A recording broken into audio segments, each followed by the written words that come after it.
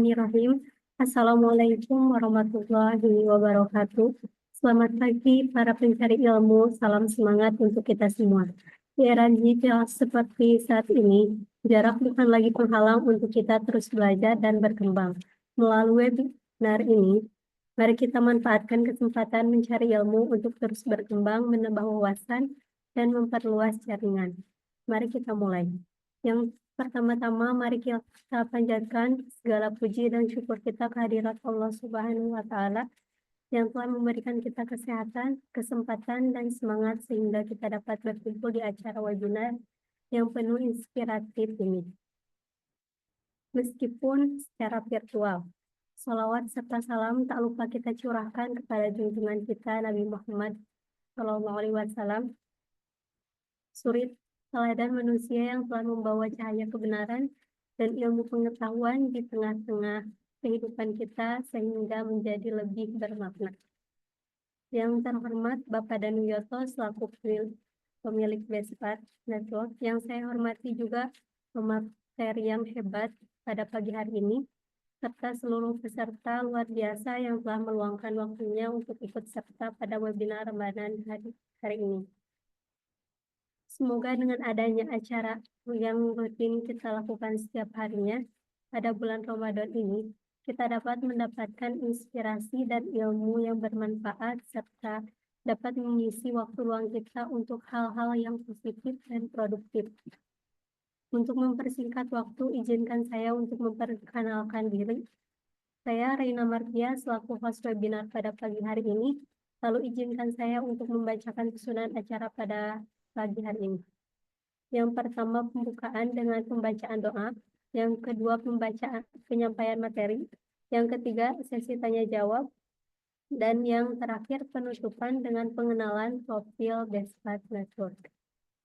Tanpa berlama-lama, mari kita buka acara ini dengan pembacaan doa yang akan disampaikan oleh Saudara Satria Rojak. Kepadanya waktu dan tempat dipersilahkan. Wabarakatuh. Sebelum memulai webinar pada pagi hari ini, alangkah baiknya kita memulai dengan membacakan doa.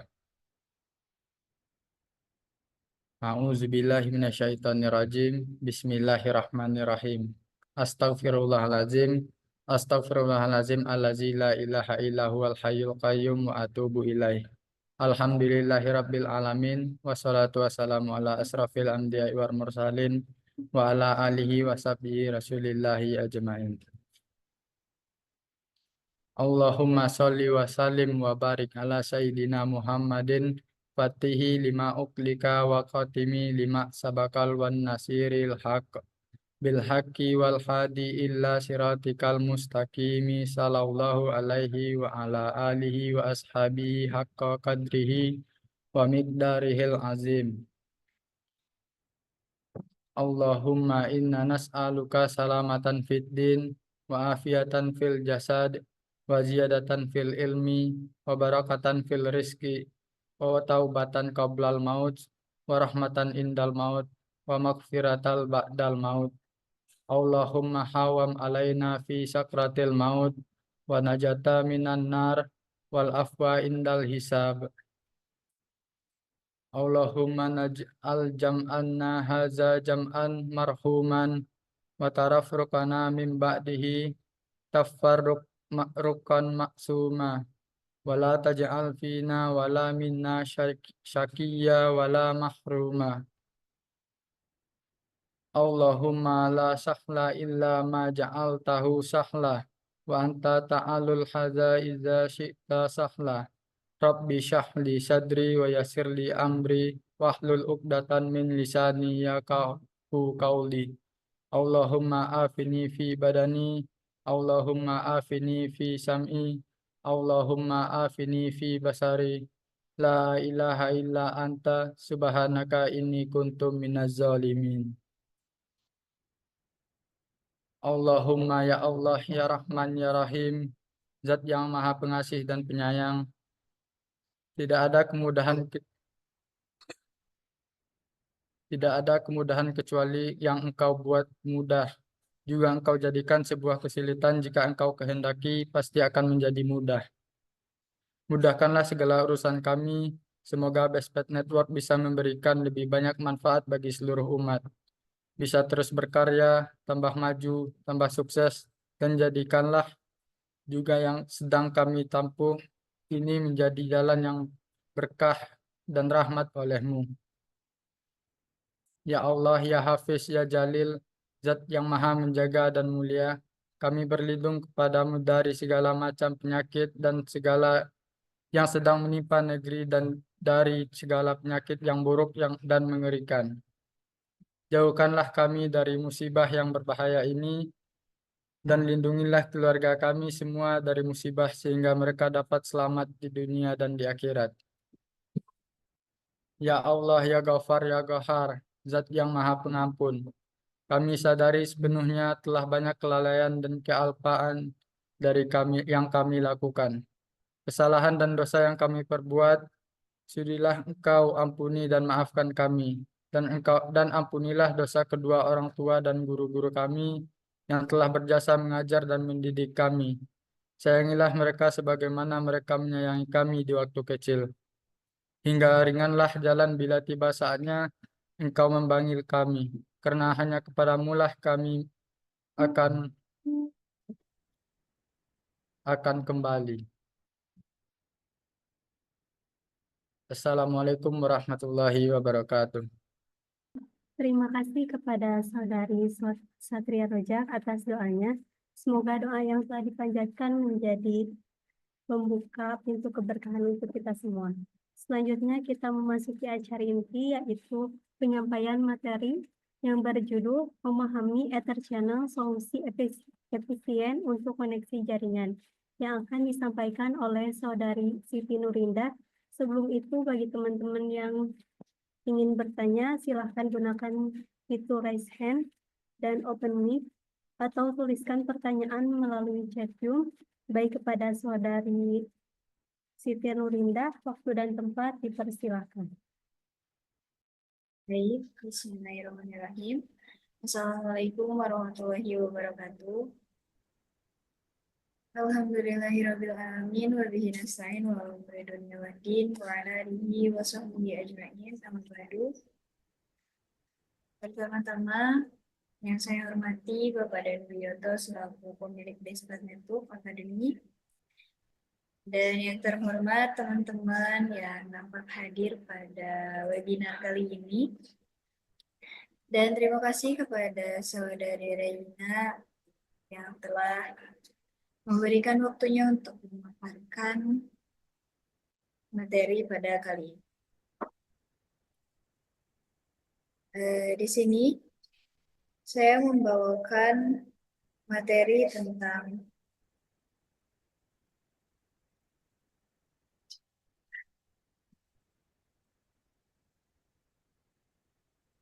memahami Ether Channel Solusi Efisien untuk Koneksi Jaringan.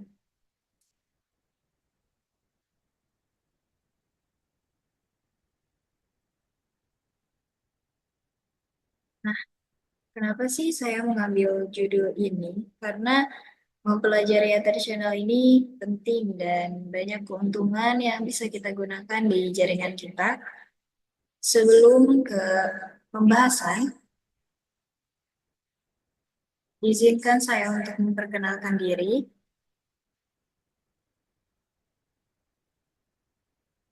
Perkenalkan, nama saya Siti Nurlinda. Alamat domisili saya di Jalan Lombok 2, nomor 154, Tangerang, Banten. Dan saya lulusan dari sekolah non-formal, yaitu dari PKBM Unikosum. Dan sekarang lanjut pendidikan di Bestpad Network Academy.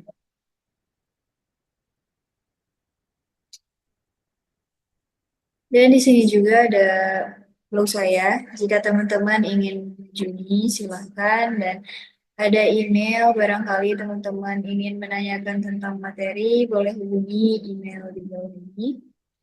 Dan ada sosmed saya.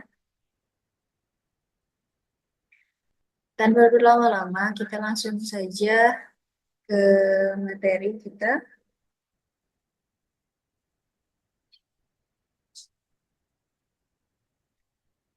Nah, pada pagi hari ini, Saya akan membawakan list topik pengertian ether channel. Yang kedua ada dari sejarah ether channel. Yang ketiga ada fungsi ether channel. Yang keempat ada jenis-jenis ether channel.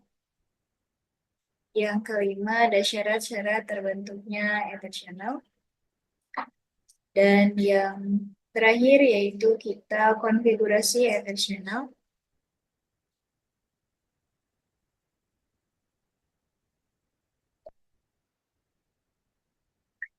Masuk pada pembahasan pertama yaitu pengertian ether channel.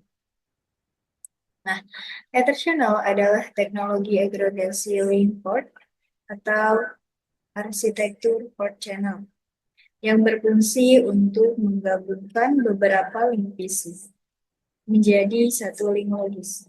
Teman-teman bisa lihat gambar di samping.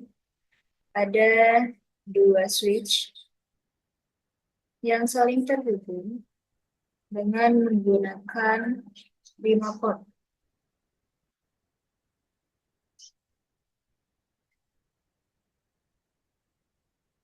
Nah, jika teman-teman memakai teknologi ether channel untuk menggabungkan beberapa link fisik menjadi satu link logis, secara kinerja, secara zohir gitu ya, kelihatannya tuh ada 5 link. Tetapi secara kinerja, ether channel ini menggabungkan. Jadi secara logisnya tuh menjadi satu link logis.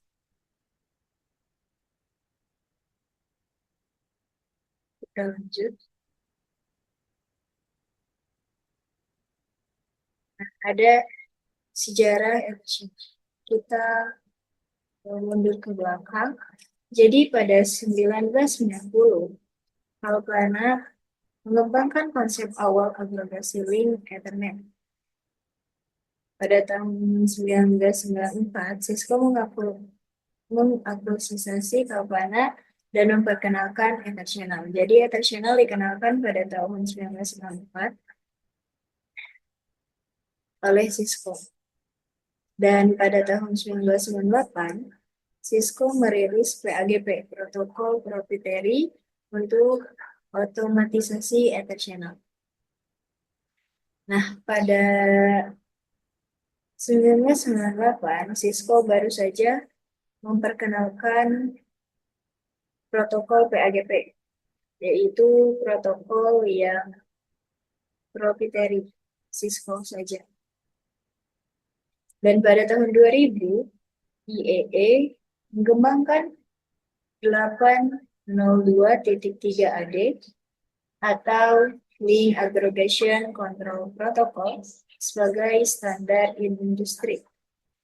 Jadi, kalau PAGP itu hanya bisa digunakan oleh vendor Cisco saja, sedangkan LACP itu bisa digunakan di multi-vendor.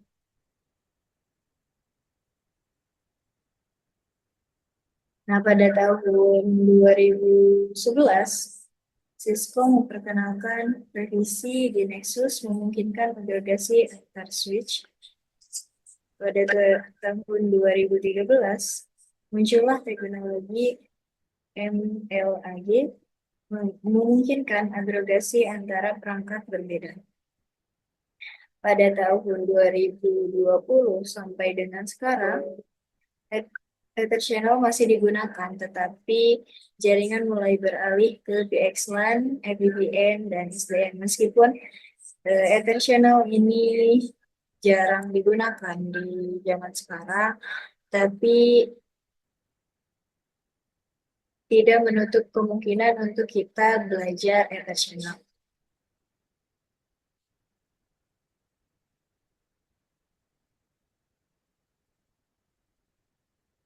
Nah, kita masuk ke fungsi-fungsi Ether channel. Yang pertama yaitu meningkatkan bandwidth. Contohnya nih, ini switch 1, Ini switch 2. Jika kita hanya menggunakan satu link fisik, misalkan di satu link ini kapasitasnya hanya 100 Mbps.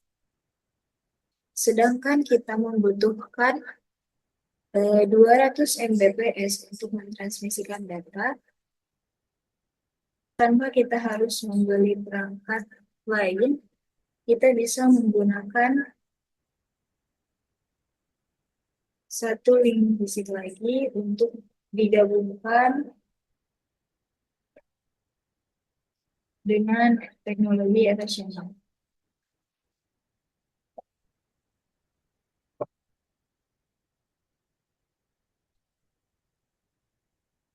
Jadi menggunakan dua link fisik menjadi kapasitasnya itu menjadi 200 Mbps. Seperti ditambahkan. Nah, ada juga load balancing. Load balancing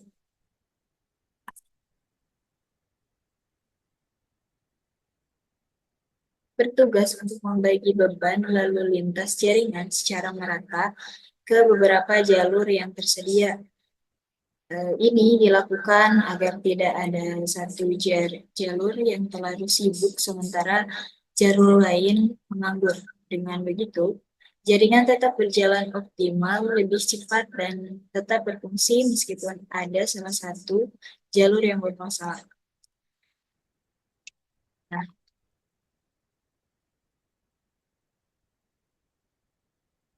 bayangkan sebuah jalan tol dengan beberapa jalur. Ini jalan tol, ini jalur,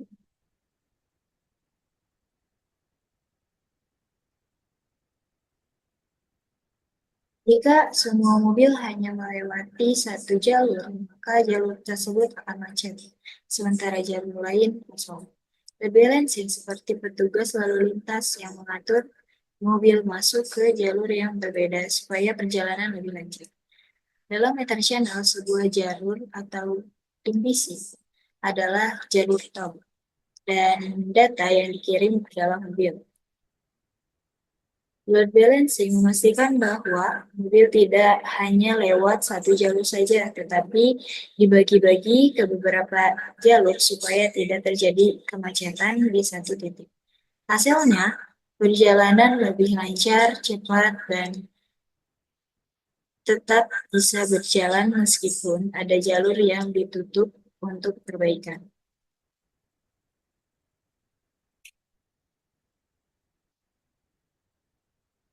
Dan ada yang ketiga, yaitu redundansi dan transparansi. Redundansi berarti ada jalur cadangan yang bisa digunakan jika jalur utama bermasalah. Fault tolerance berarti sistem tetap berjalan tanpa gangguan meskipun ada kegagalan pada salah satu jalur. Meter channel menggabungkan beberapa link fisik menjadi satu link logis. Jika satu link mengalami masalah, lalu lintas secara otomatis dialihkan ke link lainnya tanpa memutuskan koneksi. Nah, bayangkan sebuah jalan tol dengan beberapa jalur tadi ya. Jika semua mobil hanya lewat satu jalur, maka jalur tersebut akan macet, sementara jalur lain kosong. Ini dari si redundansi dan toleransi ini, dibayangkan sebuah jembatan dengan beberapa jalur kendaraan. Jika hanya ada satu jalur dan terjadi kecelakaan, maka seluruh lalu lintas akan terhenti. Jika ada beberapa jalur dan salah satu jalur macet, kendaraan bisa tetap melintas di jalur yang lain tanpa gangguan. Nah, meter channel ini bekerja seperti itu. Jika satu link gagal, tetap masih bisa beroperasi dengan link lain yang masih aktif.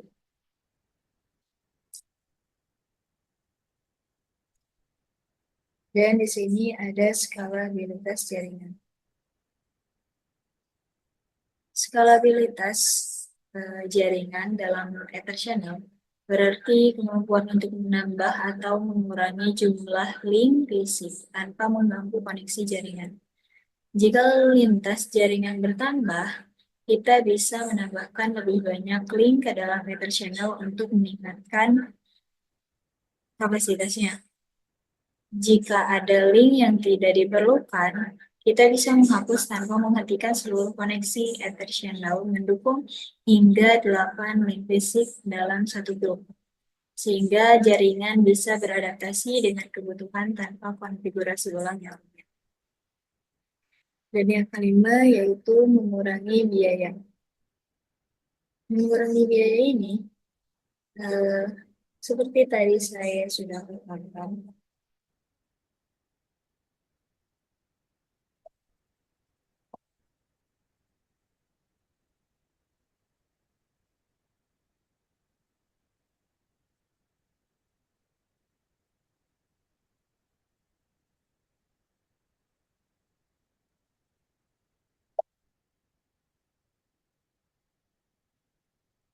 mengurangi biaya.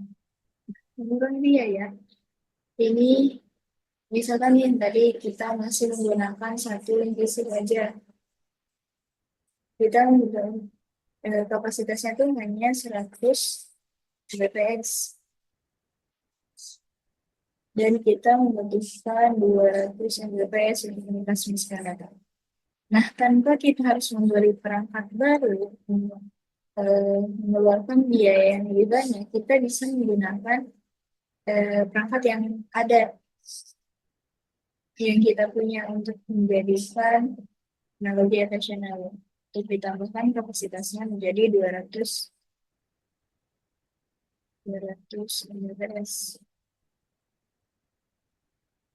Nah, tanpa mengeluarkan biaya banyak, jadi menggunakan attentional ini sangat menghemat biaya.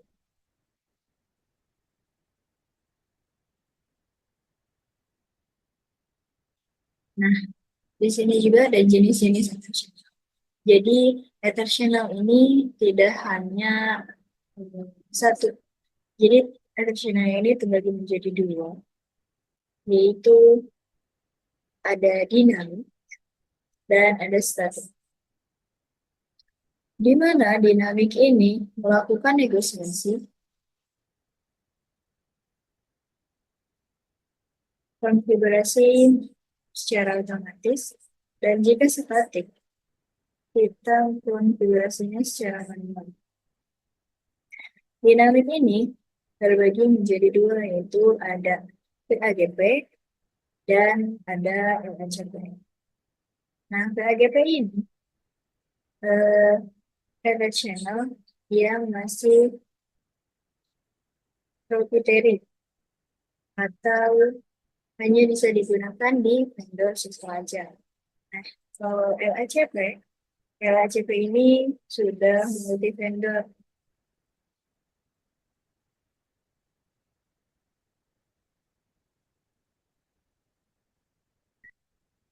Ada juga di statik, yaitu protokol. Protokol ini tidak melakukan negosiasi atau dikonfigurasi secara manual. Kita lanjut, jelaskan satu persatu. Yang pertama ada PAGP. PAGP, Port Aggregation Protocol, adalah protokol proprietary dari Cisco yang digunakan untuk mengotomatiskan pembentukan Ether channel antara Cisco.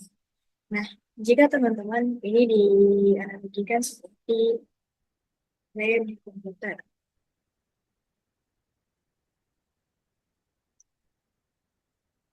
Nah, jika teman-teman di lab komputer sekolah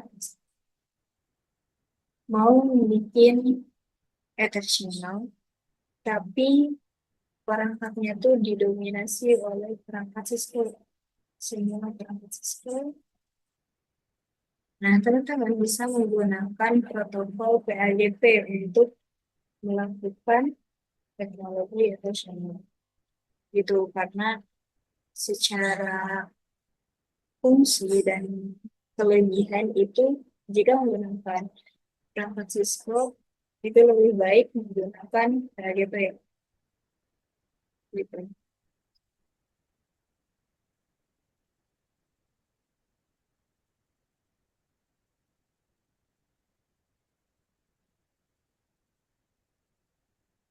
Dan di PAGP sendiri ada terbagi menjadi dua mode, yaitu ada mode disable dan mode auto. Mode disable ini melakukan negosiasi dan melakukan pengiriman paket PAGP. Melakukan negosiasi ini secara singkat itu dia tuh aktif gitu. Sedangkan auto tidak melakukan negosiasi dan bersifat pasif atau menunggu. Jadi di serial ini dia melakukan negosiasi, mengajak mengajak sebelahnya, sisi sebelah untuk terjadinya inflation. Nah, sedangkan si auto ini dia tidak mengajak, tapi dia itu bersifat pasif. Dia menunggu ajakan.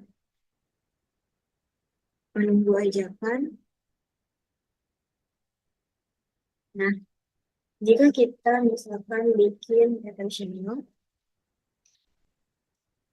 ini switch up, ini switch up. Di sebelah sisi ini kita menggunakan disable, dan di sini disable, ini akan terbentuknya attentional karena disable ini kan melakukan negosiasi. Jadi di kedua belah sisi ini saling melakukan negosiasi. Ibaratnya saling mengobrol. Jadi kan terbentuknya attentional. Nah, kalau misalkan kita di switch A ini menggunakan disable dan menggunakan yang di switch B ini menggunakan auto, ini masih bisa karena disable ini kan melakukan negosiasi. Dia ibaratnya mengajak si auto ini untuk terjadinya efisien. Karena sifatnya si auto ini menunggu, jadi gimana diajaknya ini. Nah, tapi kalau misalkan auto di switch A ini menggunakan protokol, menggunakan mode auto, dan di switch B menggunakan auto, ini tidak akan terjadinya either channel karena di switch A ini menunggu, switch B menunggu, jadi tidak akan terjadinya atau tidak akan terbentuknya either channel.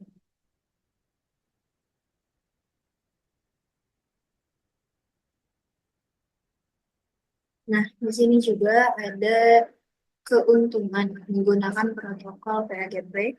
Yang pertama, otomatisasi dan negosiasi. PAGP secara otomatis mendeteksi dan mengumpulkan port yang kompatibel untuk terbentuknya intentional dan mencegah kesalahan konfigurasi manual seperti yang di protokol web. Dan pengamanan yang lebih baik, PAGP memverifikasi kompatibilitas port sebelum terbentuk intentional sehingga mengurangi resiko miskonfigurasi yang bisa menyebabkan root jaringan.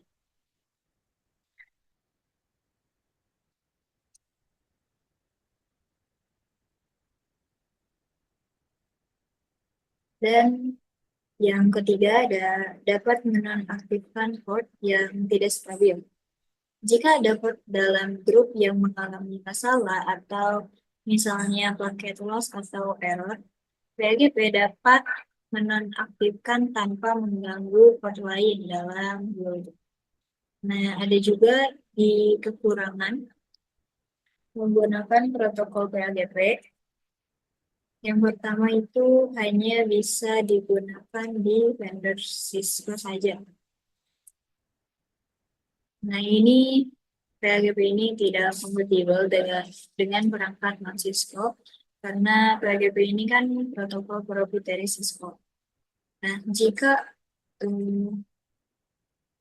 ingin membuat additional dengan beda vendor,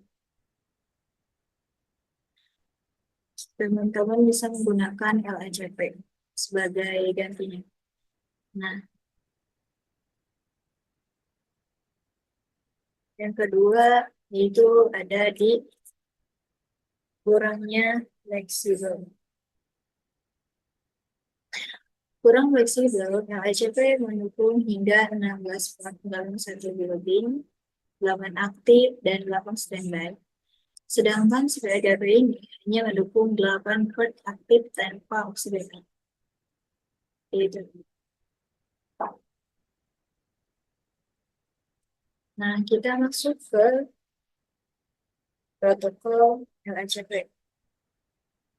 LACP in Abbreviation Control Protocol adalah protokol standar IEEE yang digunakan untuk mengelola degradasi link secara dinamis dalam jaringan komputer. Sudahnya sama ya, secara itu sama dengan LACP. Bedanya LACP ini dia tuh multi-vendor. Misalkan nih teman-teman di lab komputer,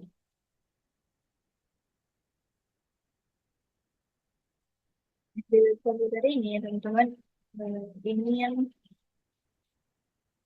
menggabungkan dua link fisik, tapi di sisi beda vendor. Switch satu misalkan di sini Cisco, dan di switch dua ini misalkan Mikrotik.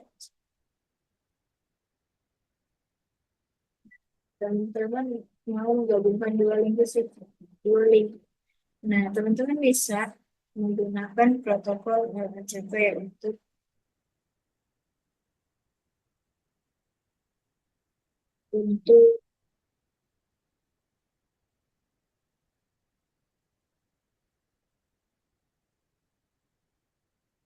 untuk membuat eh, untuk membuat si protokol untuk membuat attachment ini. Nah, teman-teman bisa menggunakan protokol LACP karena LACP ini multi vendor. Kita masuk ke mode-mode yang ada di LACP. Nah, mode di LACP ini ada aktif dan pasif. Aktif ini melakukan negosiasi dan melakukan pengiriman paket LACP. Aktif ini dia itu melakukan negosiasi atau mengajak klien seperti di ya. Dan ini pasif, tidak melakukan negosiasi dan bersifat pasif.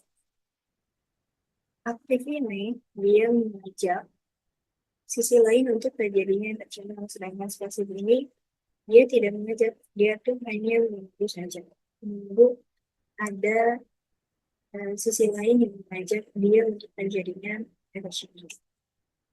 Nah, kita misalkan membuat interaksional itu, kita misalkan menggunakan protokol LACP. Dan di switch map ini menggunakan mode aktif, dan di sini mode aktif.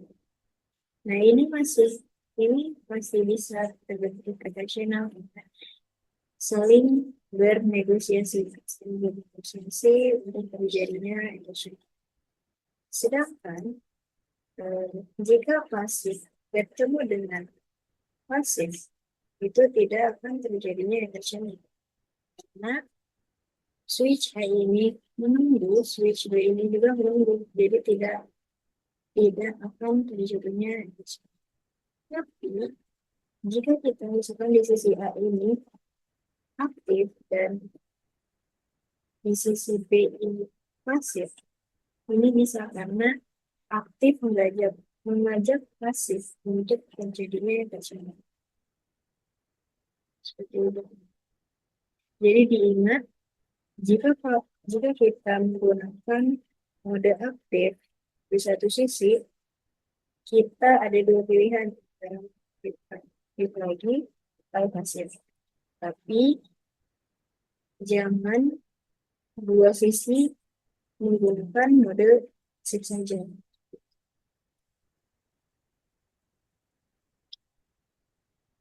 Dan di sini ada keuntungan menggunakan protokol LHCP.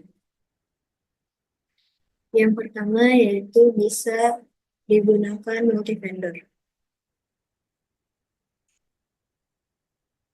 LHCP bisa digunakan di berbagai perangkat termasuk Cisco, Juniper, HP, Aruba, Huawei, Mikrotik, dan lainnya. Tidak terbatas pada satu vendor seperti PGP, hanya Cisco saja. Dan yang kedua yaitu ada di fleksibel.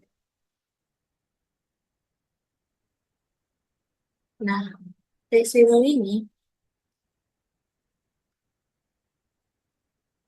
LHCP mendukung lebih banyak port, mendukung hingga 16 port dalam satu ether channel, yaitu 8 port aktif dan 8 port sebagai standby. Nah, ada juga keamanan dan skalabilitas yang baik. Jika salah satu link gagal, port standby bisa langsung aktif tanpa mengganggu koneksi lain.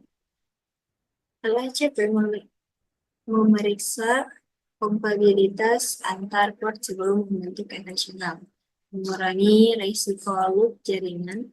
Jika ada port yang gagal, LHCP secara otomatis mengeluarkannya dari building dan menjaga koneksi tetap berjalan. Dan ada yang keempat yaitu konfigurasi yang dinamis. Bisa dikonfigurasi dengan mode aktif atau pasif untuk mengotomatisasi pembentukan building dan menghindari konfigurasi yang manual seperti protokol on. Nah, ada juga di kekurangan menggunakan LHCP, yaitu sedikit lebih lambat dibandingkan dengan protokol. Ether channel dalam mode on langsung aktif karena tidak ada negosiasi sementara LHCP-nya butuh sedikit waktu untuk memverifikasi port sebelum buildingnya aktif. Tetapi perbedaan ini hanya dalam hitungan detik sih, nggak terlalu lama gitu ya. Nah, ada juga harus dikonfigurasi secara baik. Administrator jaringan harus memastikan setidaknya satu sisi menggunakan akun. Yang tadi saya bilang, jika kedua sisi, kita harus memperhatikan di kedua sisi. Jadi salah satu di perangkat ini harus aktif, menggunakan mode aktif, atau di sisi lainnya bisa pasif atau bisa aktif.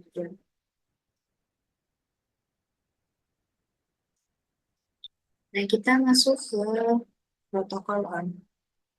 Protokol on dalam ether channel mengacu pada mode konfigurasi statik atau manual, di mana port yang tergabung dalam ether channel dipaksa untuk membentuk ether channel tanpa melakukan protokol negosiasi seperti PAGP atau HTTP. Nah, protokol ini kan dikonfigurasinya secara manual.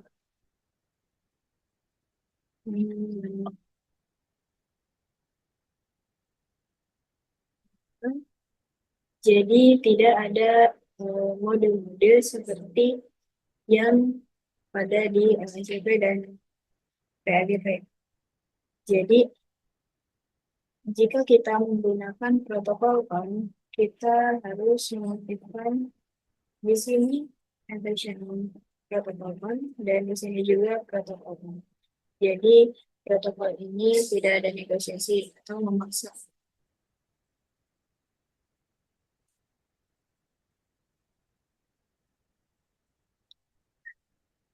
Kita langsung kepada mode. Sebenarnya mode di on ini tidak ada mode ya. Karena jika kita menggunakan protokol on untuk menjadikan protokol di attention, kita tidak ada mode, jadi tidak melakukan negosiasi seperti protokol PLDT dan MSP. Dan jika kita misalkan bikin attention,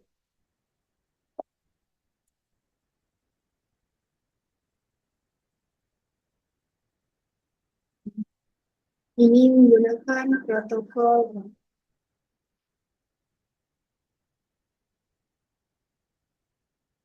maka yang bisa kita gunakan di sisi lain yaitu on juga. Tidak bisa digabungkan dengan mode-mode yang ada di PLDP dan CP. Jika kita misalkan buat protokol on dan di sisi lainnya kita menggunakan auto atau disable.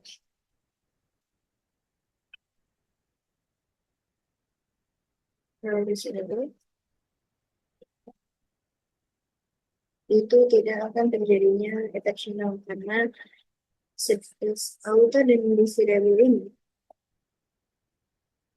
dia melakukan negosiasi, sedangkan protokol on ini tidak melakukan negosiasi. Seperti itu.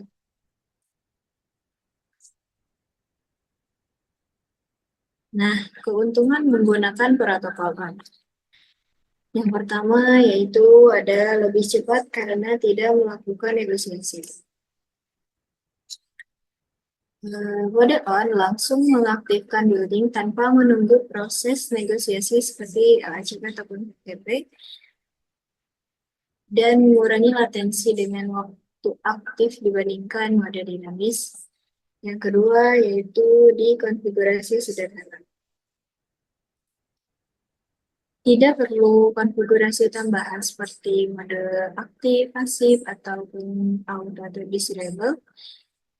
Bisa digunakan di perangkat lama atau yang tidak mendukung LHCP dan PAGP.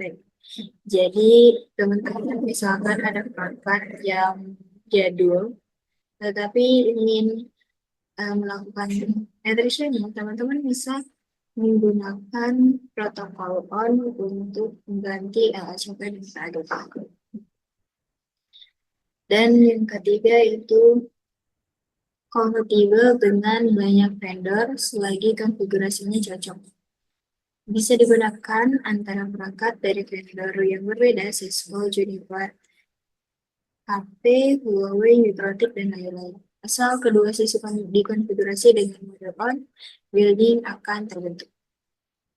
Terus di sini juga ada kekurangan menggunakan protokol on.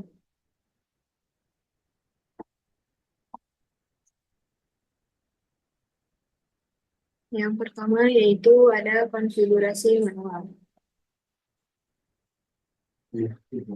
Tidak ada fitur otomatis seperti LHCP ataupun PAGP yang bisa mendeteksi dan menaktifkan port yang bermasalah.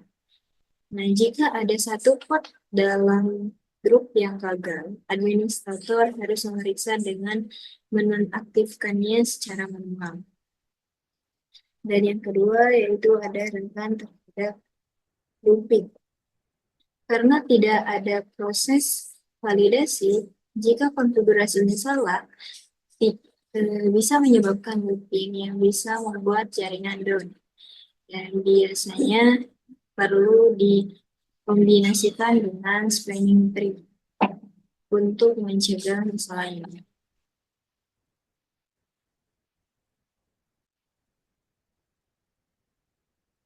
Kita lanjut ke syarat-syarat terbentuknya attachment. Yang pertama yaitu perangkat yang mendukung attention. Nah, jika kita mau membuat attention eh, di sebuah jaringan, kita harus memilih perangkat yang tentunya mendukung attention.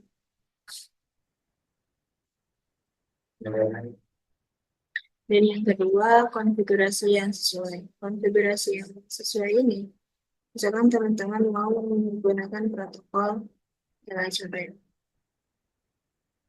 Teman-teman menggunakan protokol LHCP jika beda vendor. Ini misalkan Cisco.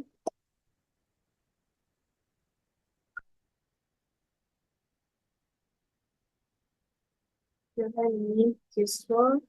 Dan ini Juniper. Nah, teman-teman bisa menggunakan LHCP, tapi jika perangkat ini Cisco, ini juga Cisco, teman-teman bisa menggunakan protokol PAGP agar lebih optimal. Dan yang ketiga yaitu konsistensi di kedua jaringan. Nah, jika teman-teman menggunakan protokol PAGP di sebelah sisi ini, misalkan switch A dan ini switch B. Di switch A ini menggunakan protokol PAGP, maka di switch B menggunakan protokol PAGP juga. Jangan misalkan teman-teman di switch A nih menggunakan protokol PAGP, sedangkan di switch yang satunya lagi menggunakan LHCP atau protokol. Nah, itu juga bisa menjadi salah satu tidak berhasil ya menggunakan LHCP ini. Jadi harus konsistensi di kedua ujung. Dan maksimal port ini harus dipastikan teman-teman. Jika teman-teman ingin menggunakan dua PC bisa dengan maksimal kalau LGP ini maksimalnya itu 8 port dan LHCP ini 16 port. Tapi balik lagi tergantung kita memakai switch yang versi berapa. Nah, kita juga akan melakukan lab. Lab yang pertama itu menggunakan dua link fisik.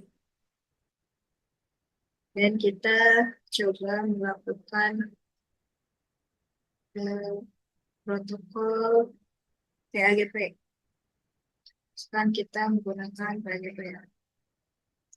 Dan untuk lab yang kedua, ini menggunakan 4 port dan menggunakan protokol LHCP. Jadi kita coba ya. Kita masuk ke konfigurasi. Ini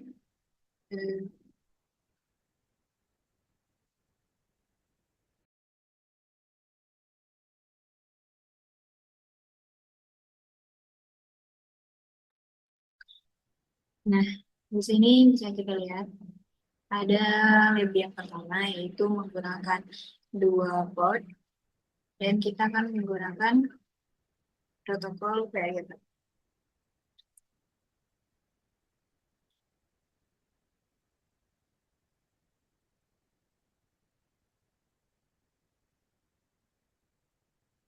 Kita buka switch.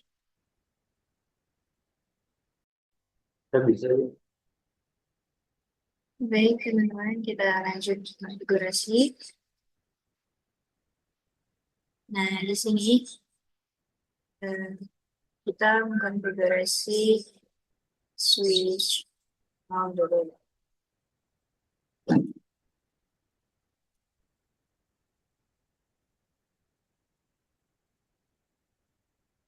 Iya juga dulu ya.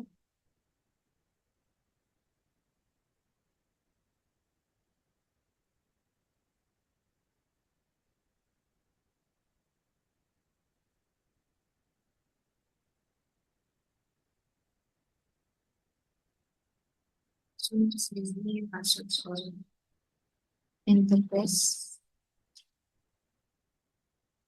dan kita masuk ke channel.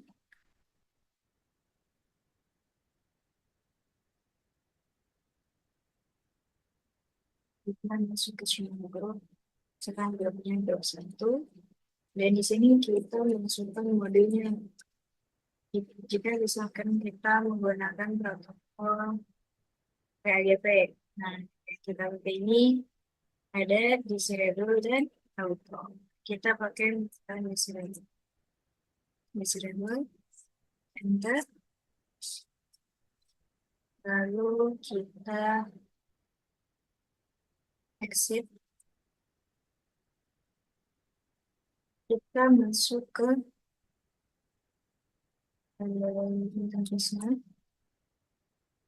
interface channel 1 dan di sini kita switch ke mode tracker.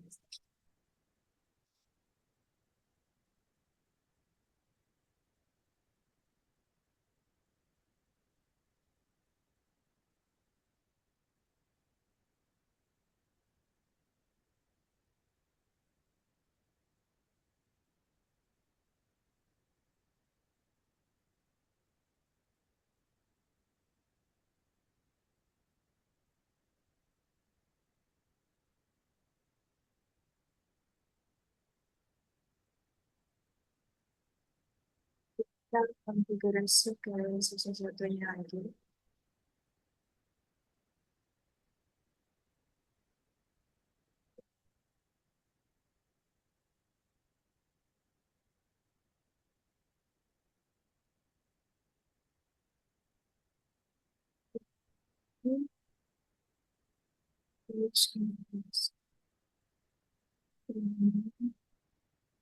Lalu kita masuk ke interface yang kita mau jadikan interface.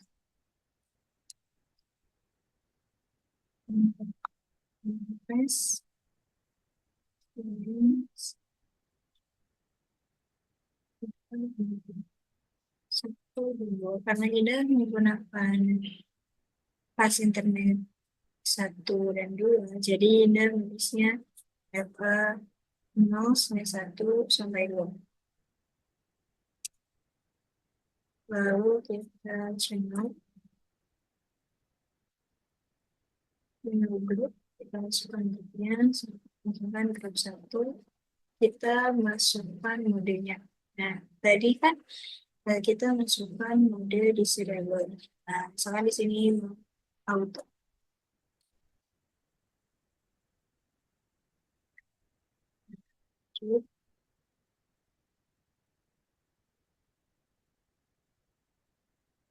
Kita lihat channel.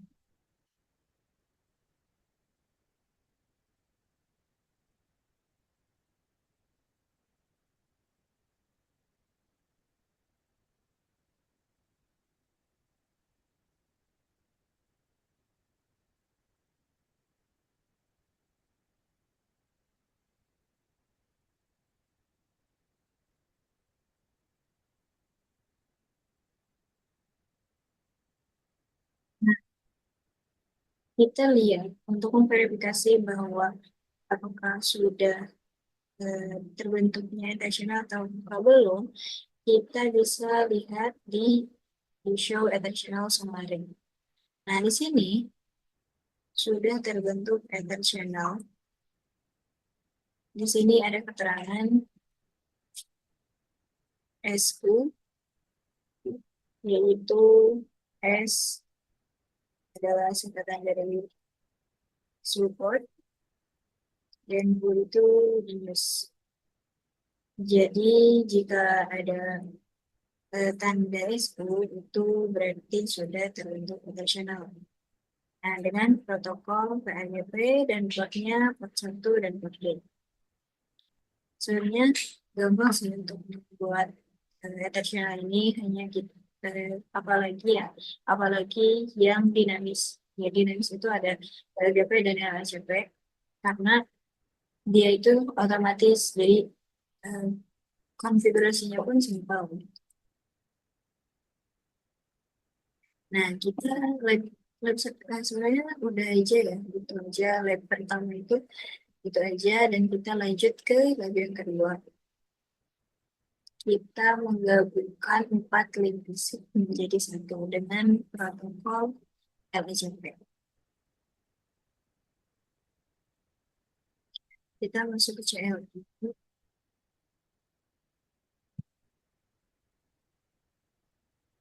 Lanjut di sini kita konfigurasi enable komputer terminal, dan di sini kita seperti tadi konfigurasinya sama, cuma nanti bedanya di interface dan di mode. Kita masukkan dulu interface. Range FR1 sebagai, karena kan kita menggunakan pas internet 114. Lalu kita masukkan channel drop. Channel dropnya kita masukkan di misalkan grup 2. Lanjut kita masukkan ke mode LHCP, yaitu ada aktif dan pasif. Dan kita di sisi ini menggunakan interaktif. Kita enter. So, kita exit aja. Terus kita masuk ke interface port channel 2. Terus kita switch mode.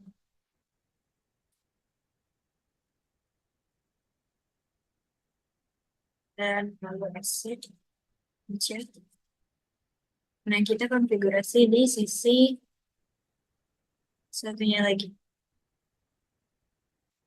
Kita sisi sini. Kita masuk ke CLI. Lalu kita sama ya konfigurasinya seperti tadi.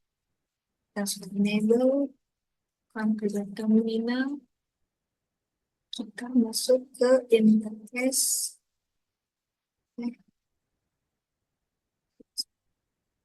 Kita masukkan ke interface range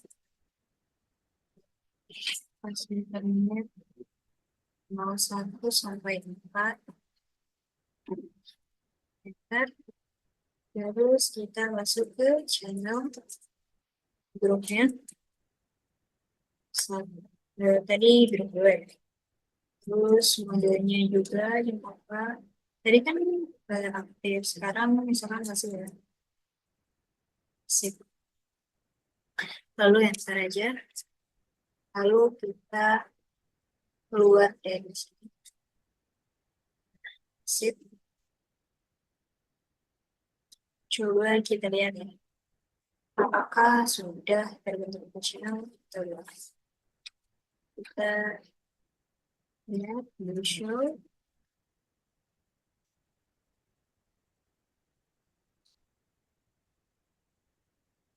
Show.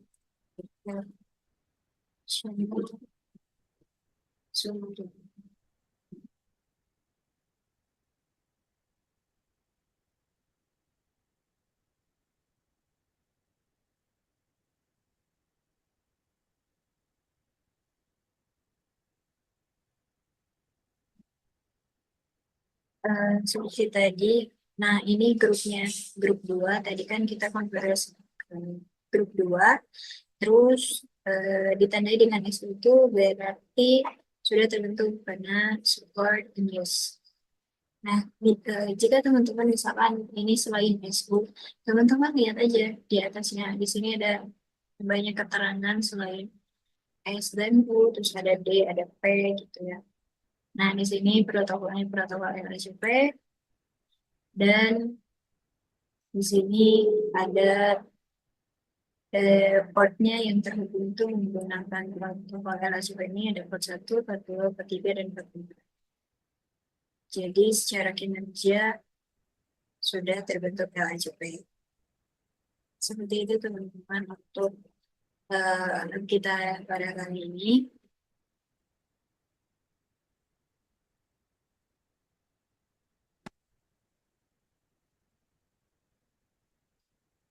Mungkin sekian penyampaian materi dari saya. Kurang lebihnya mohon maaf, saya kembalikan kepada Mas. Luar biasa, terima kasih kepada Saudari Siti Nurinda atas pemaparan materinya yang sangat menarik dan menginspirasi. Tanpa terasa, kita akan sampai pada penghujung acara kita hari ini.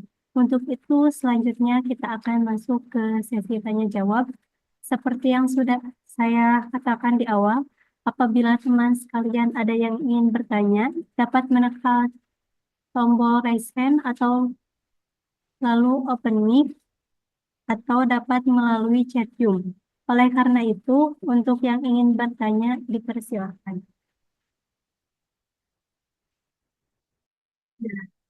Ada yang bertanya ya?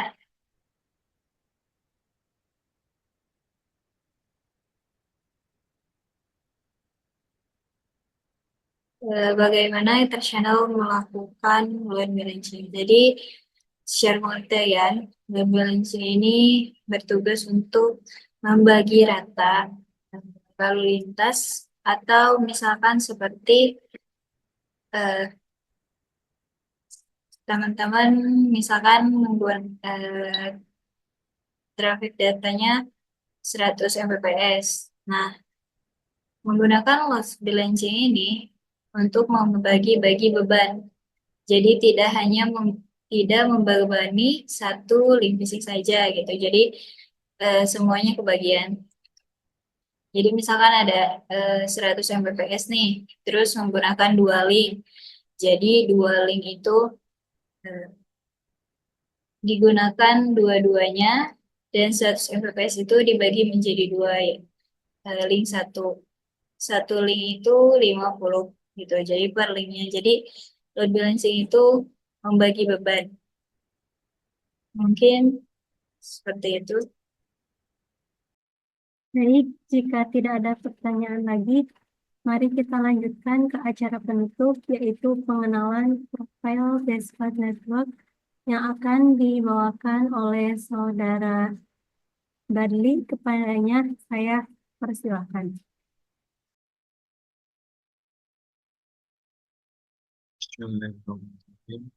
Assalamualaikum warahmatullahi wabarakatuh.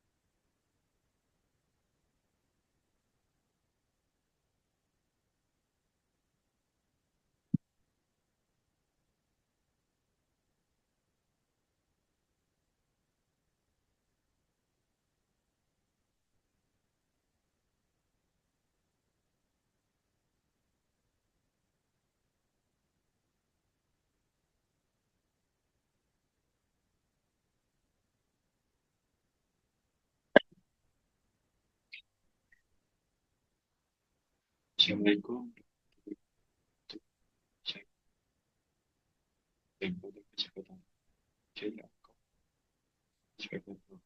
Siapa yang bergerak di bidang IT?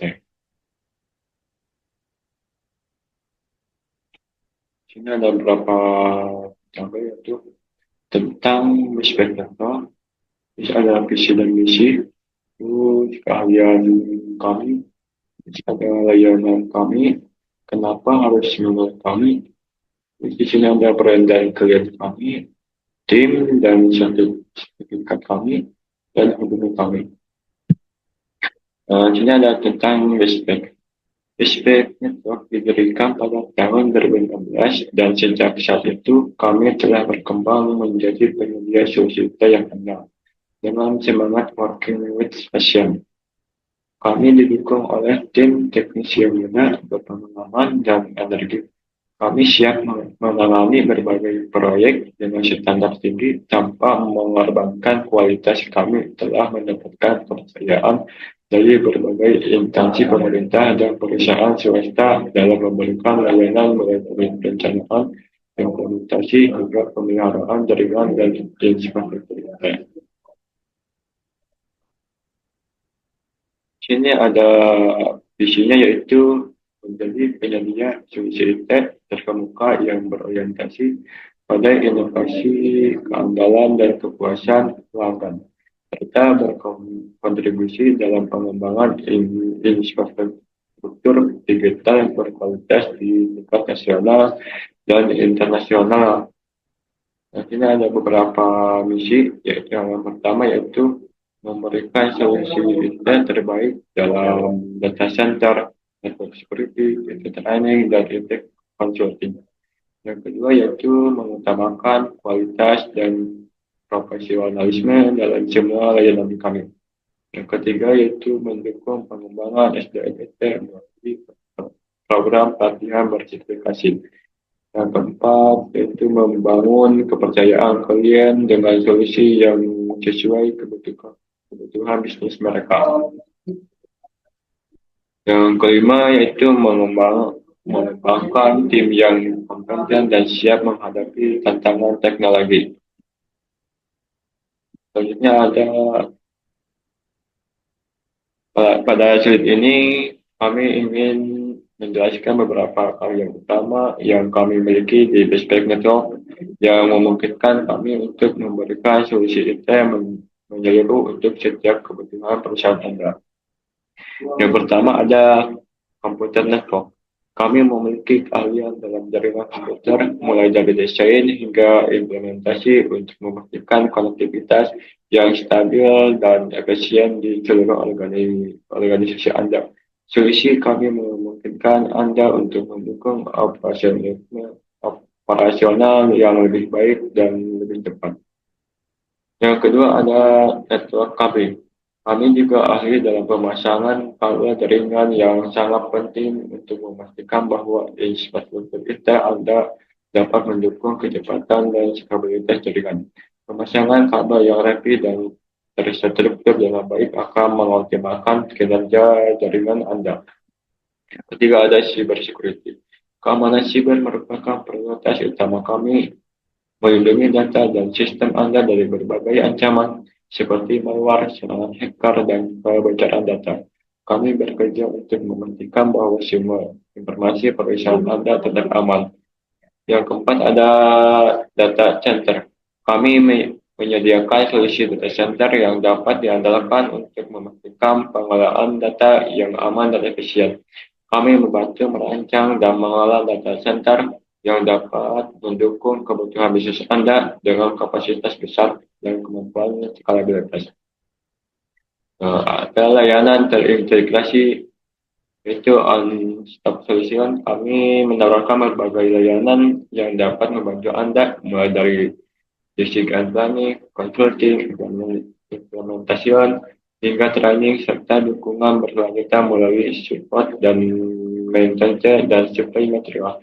Dengan keahlian di bidang ini, kami di Westpac Network siap menyediakan solusi on-stop solution yang membantu mengoptimalkan infrastruktur kita perusahaan Anda. Terima kasih atas perhatian Anda.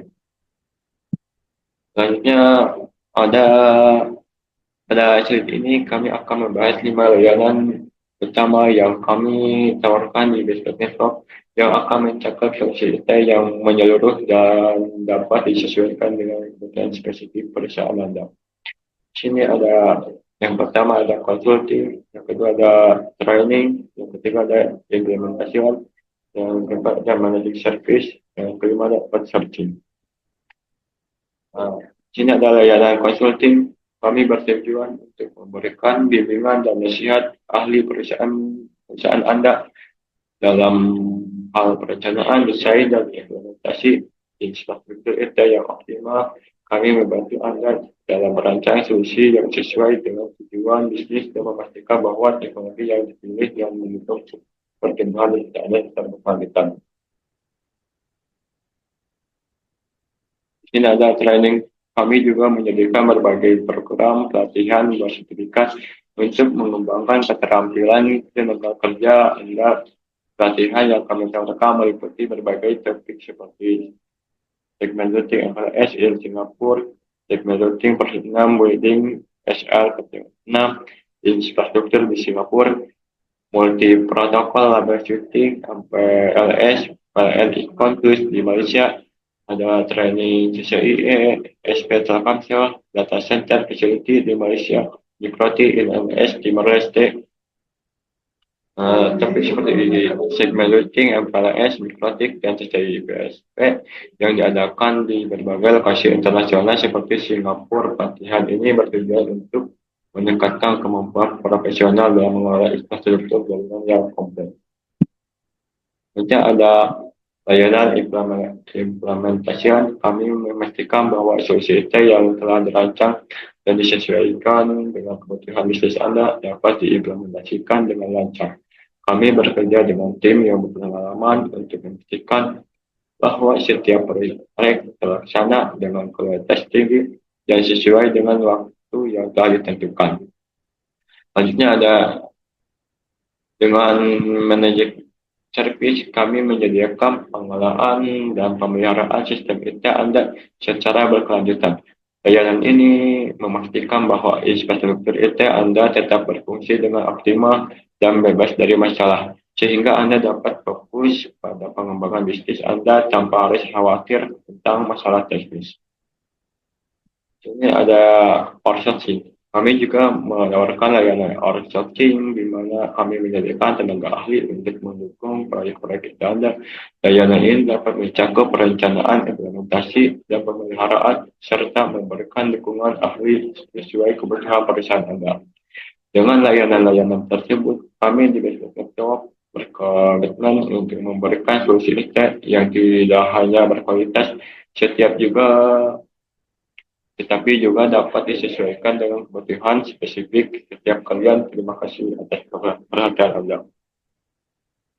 Selanjutnya ada pengalaman sejak 2016. Kami telah menangani berbagai proyek IT skala besar. Solusi yang disesuaikan, setiap bisnis memiliki kebutuhan unik dan kami menghadirkan solusi yang optimal sesuai kebutuhan Anda. Teknologi terkini menggabungkan praktik terbaik global dengan pemahaman lokal untuk memberikan solusi inovatif. Selanjutnya ada kepercayaan klien. Kami telah dipercaya oleh banyak instansi pemerintah, BUMN, dan perusahaan swasta. Pada saat ini kami bekerja sama dengan berbagai vendor teknologi global serta dipercaya oleh banyak instansi pemerintah dan perusahaan swasta untuk menangani berbagai proyek seperti Fortinet, Mikrotik, Patrice, Juniper, Wiki, Cisco, Huawei. Di sini ada klien kami yaitu, di sini beberapa klien yaitu dari Capri, Mabes Polri, Kominfo, Pertamina, terus ada Telkom Indonesia, terus ada Bank Indonesia, Bank BRI, BPK, ASDP, WIKA, BKKBN, terus ada BNPB, PLN, BTN, Bank.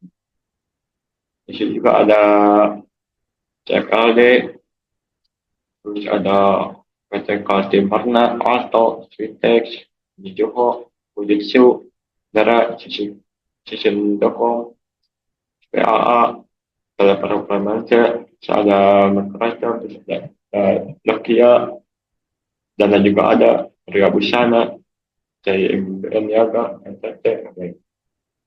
Selanjutnya, tim kami terdiri dari para profesional yang bersertifikasi yang siap memberikan solusi IT terbaik untuk berbagai kebutuhan bisnis dan pemerintah.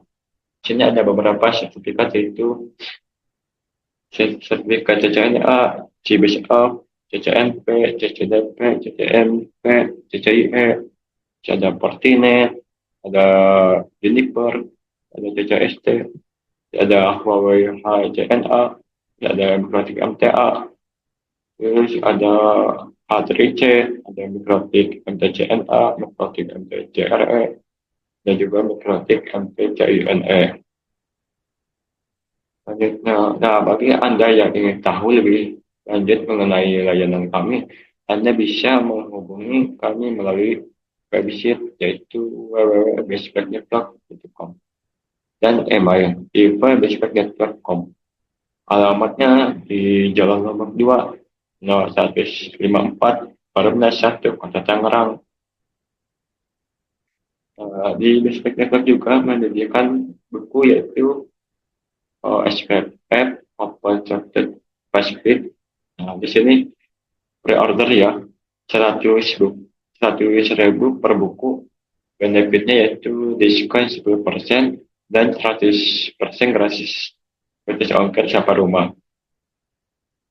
Jangan lupa ya teman-teman, di order bukunya kalau mau mendalami lebihnya. Di sini ada juga segmen daunting FLS. Nah, pre-order juga 100k per buku. Benefitnya yaitu diskon 10% dan 100% gratis ongkir sampai rumah. Ada juga Warbox CCNA versi 127.2.1.1. Pre-order juga 100.000 per buku, dan benefitnya diskon 10% dan 100% gratis ongkir sampai rumah. Nah, di Bestback Network juga ada pelatihan online, yaitu full concept dan full config langsung team yang akan dibawa oleh Pak Danu dan Mas Ali Arga.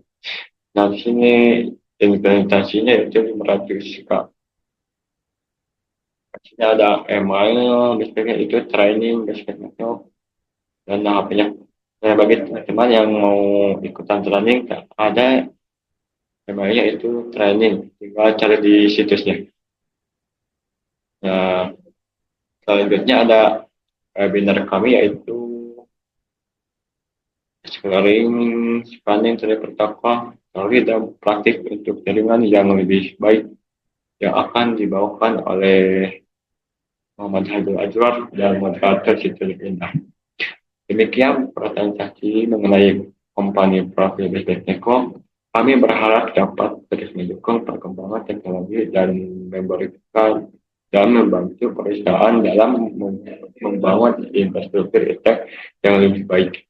Terima kasih atas perhatian dan partisipasi Anda. Wassalamualaikum warahmatullahi wabarakatuh. Terima kasih kepada saudari Badli atas pemaparannya. Dengan ini berakhirlah webinar kita pada pagi hari ini. Terima kasih kepada seluruh pemateri, pembaca doa, dan seluruh peserta yang telah berpartisipasi. Semoga apa yang telah kita dengar, lihat, dan baca dapat menjadi ilmu yang berkah dan bermanfaat untuk kehidupan kita.